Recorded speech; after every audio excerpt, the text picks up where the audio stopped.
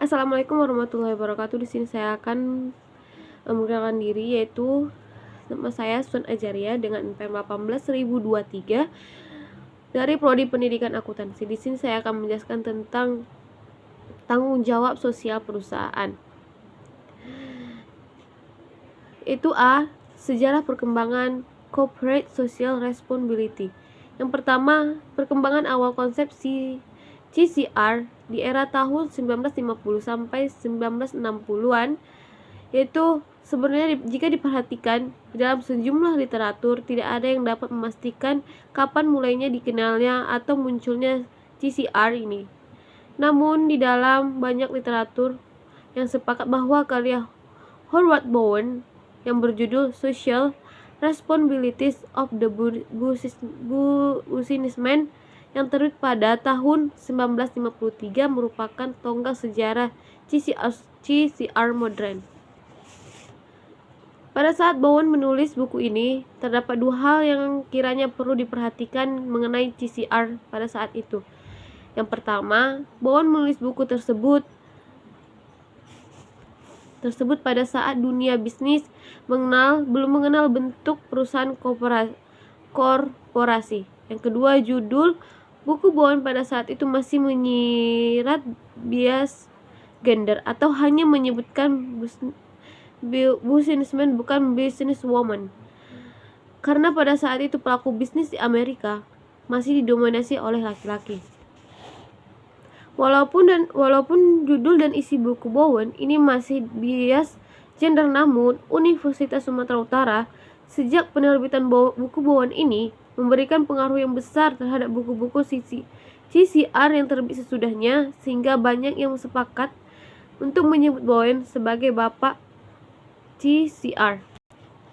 Dan selanjutnya, pada tahun 1960, banyak usaha yang dilakukan untuk memberikan informasi atau formalisasi definisi CSR, dan salah satunya akademis yang dikenal pada masa itu adalah Kate Davis. Kate Davis menambahkan dimensi lain, tanggung jawab sosial perusahaan. Pada saat itu ia merumuskan tanggung jawab sosial sebagai businessman decision and action taken for nation at least partial beyond the firm's direct economy and technical interest. Dengan melalui definisi tersebut, Davis menegaskan adanya tanggung jawab sosial perusahaan di luar tanggung jawab ekonomi semata-mata. Argumen Davis menjadi sangat relevan karena pada masa tersebut, pandangan mengenai tanggung jawab sosial perusahaan masih sangat didominasi oleh pemikiran ekonomi klasik. Pada saat itu, ekonomi klasik memandang para pelaku bisnis memiliki tanggung jawab sosial apabila mereka berusaha menggunakan sumber daya yang dimiliki oleh perusahaan seefisien mungkin untuk menghasilkan barang dan jasa yang dibutuhkan oleh masyarakat pada kisaran harga yang terjangkau oleh masyarakat konsumen. Berkembangnya konsep tanggung jawab sosial di era tahun 1950 sampai 1960-an tidak terlepas dari pemikiran para pemimpin perusahaan yang pada saat itu menjalankan usaha mereka dengan mengindahkan prinsip Dharma atau Charity Principle dan prinsip perwakilan atau Stewardship Principle.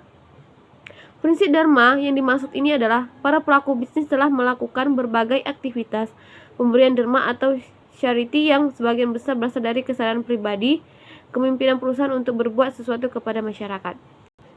Sedangkan prinsip perwalian yaitu perusahaan merupakan wali yang dipercaya oleh masyarakat untuk mengelola berbagai sumber daya. Oleh karena itu, perusahaan harus mempertimbangkan dengan seksama berbagai kepentingan dari para pemangku kepentingan yang dikenai dampak keputusan dan praktik operasi perusahaan. Yang kedua yaitu perkembangan konsep CSR periode tahun 1970 sampai 1980-an. Pada tahun 1971, Community of Economic Development atau CED menerbitkan Social Responsibilities of Business Corporation. Penerbitan yang dapat dianggap sebagai kode of conduct bisnis tersebut dipacu adanya anggapan bahwa kegiatan usaha memiliki tujuan dasar untuk memberikan pelayanan yang konstruktif untuk memenuhi kebutuhan dan kepuasan masyarakat. Tahun 1970-an juga ditandai dengan pengembangan definisi CCR. Dalam artikel yang berjudul Dimensi of Corporate Social Performance, S. Prakash Sethi memberikan penjelasan atas perilaku korporasi yang dikenal dengan social obligation, social responsibility, dan social responsiveness. Menurut Sethi, social obligation adalah perilaku korporasi yang didorong oleh kepentingan pasar dan pertimbangan hukum. Dalam hal ini, social obligation hanya menekankan pada aspek ekonomi dan hukum saja. Social responsibility merupakan perilaku korporasi yang tidak hanya menekankan aspek ekonomi dan hukum saja, tetapi menyelaraskan social obligation dengan norma, nilai, dan harapan kinerja yang dimiliki oleh lingkungan sosial. Social responsiveness merupakan perilaku korporasi yang secara responsif dapat mengadaptasi kepentingan sosial masyarakat. Social responsif merupakan tindakan antisipasi dan preventif. Terdapat beberapa faktor yang sangat berpengaruh terhadap perkembangan konsep CCR pada era tahun 1970 sampai 1980-an. Yang pertama, periode awal tahun 1970-an merupakan periode berkembangnya pemikiran mengenai manajemen para pemangku kepentingan. Hasil-hasil penelitian empiris menunjukkan perlunya perusahaan untuk memperhatikan kepentingan para pemangku kepentingan dalam keputusan-keputusan perusahaan yang akan memberikan dampak terhadap para pemangku kepentingan. Yang ketiga, perkembangan konsep CCR di era tahun 1990-an sampai saat ini. Tahun 1987, Perserikatan Bangsa-Bangsa atau PBB melalui World Commission on Environment and Development menerbitkan laporan yang berjudul Our Common Future, juga dikenal dengan The Brundtland Report Commission, untuk menghormati Geo Harman Brundtland yang menjadi ketua OECD waktu itu. Laporan tersebut menjadikan isu-isu lingkungan sebagai agenda politik yang pada akhirnya bertujuan mendorong pengambilan kebijakan pembangunan yang lebih sensitif pada isu-isu lingkungan. Manusia saat ini tanpa mengorbankan kemampuan generasi yang akan datang dalam memenuhi kebutuhan mereka. Pengenalan konsep sustainability development memberi dampak yang besar kepada perkembangan konsep CCR selanjutnya. Yang B, definisi tanggung jawab sosial perusahaan. Yang pertama, definisi corporate social responsibility menurut para ahli.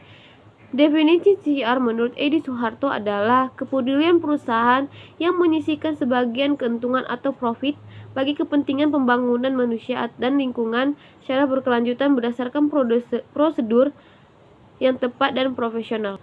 Dan menurut Ismail Solihin, definisi CCR adalah salah satu dari bentuk tanggung jawab perusahaan terhadap pemangku kepentingan.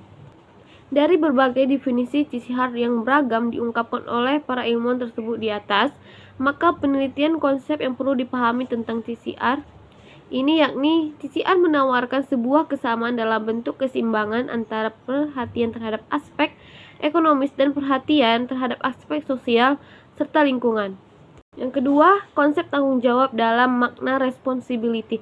Baharuddin Salam dalam buku Etika Sosial memberikan pengertian bahwa responsibility is having the character of free moral agent, capable of determining one's acts, capable directed by consideration of sanction or consequences. Yang ketiga, konsep tanggung jawab dalam makna liability. C. Tanggung jawab sosial. Karena secara konseptual TSP merupakan kepedulian perusahaan yang disadari tiga prinsip dasar yang dikenal dengan triple bottom lines, yaitu 3P, yaitu yang pertama profit, yang kedua people, dan yang ketiga adalah planet. Yang D adalah model tanggung jawab sosial perusahaan. Yang E, Komdev dan pemberdayaan masyarakat. Sekian hasil presentasi saya tentang penjelasan yaitu tanggung jawab sosial perusahaan. Sekian dari saya. Assalamualaikum warahmatullahi wabarakatuh.